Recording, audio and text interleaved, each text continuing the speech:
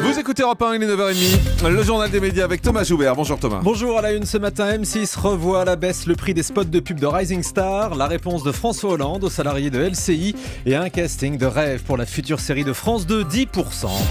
Et on commence avec M6 qui baisse le prix de ses écrans publicitaires dès jeudi pour Rising Star. Conséquence immédiate des mauvaises audiences du télécrochet, l'émission a perdu 1 600 000 téléspectateurs en 3 numéros. Du coup, le prix du spot publicitaire va passer de 60 000 € les 30 secondes à 40 000 €. Oula. Gros manque à gagner, quand on sait que chaque prime coûte entre 700 000 et 1 million d'euros à M6. Hier, le vice-président du groupe M6, Thomas Valentin, assurait toutefois qu'il n'était pas question de déprogrammation pour le moment. Selon lui, M6 ne va pas réduire le nombre de prime time.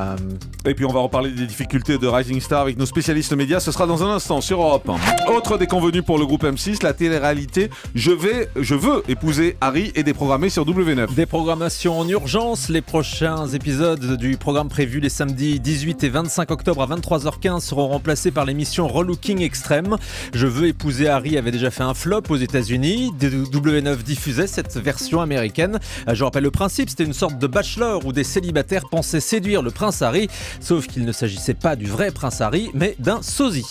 Bref, on s'en fout quoi. C'est ça. Le Big Deal pourrait faire son retour à la télé. Après le maillon faible, après apprendre ou à laisser ou pyramide, les vieux jeux ont la cote en ce moment à la télévision. Selon une information de la nouvelle édition sur Canal+, un retour du Big Deal serait en préparation. Plusieurs chaînes seraient intéressées. Dessiner c'est gagné, c'était bien, il devrait le refaire. Ah, Dessiner c'est gagné, oui, c'est sympa bien, ça. Ce jeu. Adapté du Vous vous souvenez Pictionary. du truc là? Bien sûr. Oui, Ah, le Pictionary, oui, c'était bien. Exactement, on a tous connu ça. Ouais, je leur François... donne une idée, mais qu'ils me prennent dans la bande. Ah bon? Mais vous voulez tout faire, vous n'allez pas passer votre vie à la télé Si. quand même. Si, tous les après-midi. François Hollande répond aux salariés de LCI. Les salariés de LCI qui avaient adressé un courrier au président de la République pour l'alerter sur la situation de la chaîne Info. Je vous rappelle que 148 emplois sont menacés.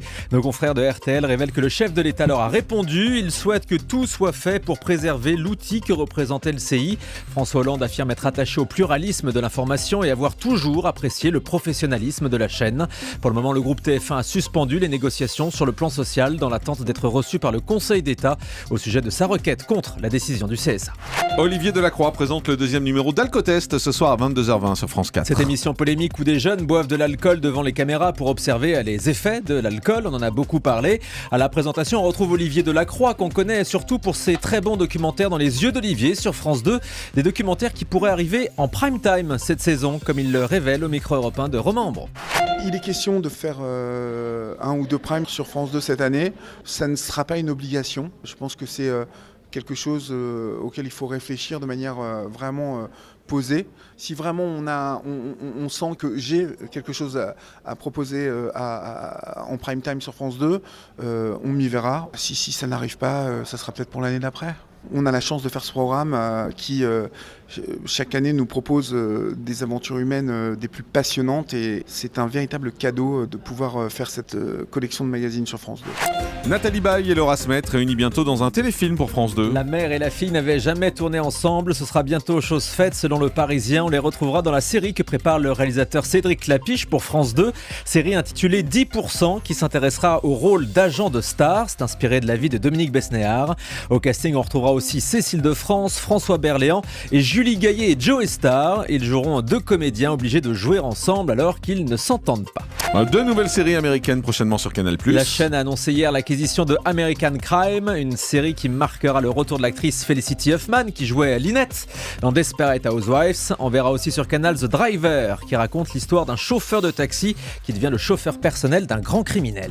Et puis un élu de Neuilly-sur-Seine dérape sur l'affaire qui oppose le hacker Hulkan et le journaliste Pierre Aski. Les deux hommes se sont interpellés sur les réseaux sociaux pour une vieille affaire concernant Charles Anderlin, le correspondant de France 2 en Israël, qui avait été accusé d'avoir instrumentalisé la mort d'un enfant palestinien dans un de ses reportages.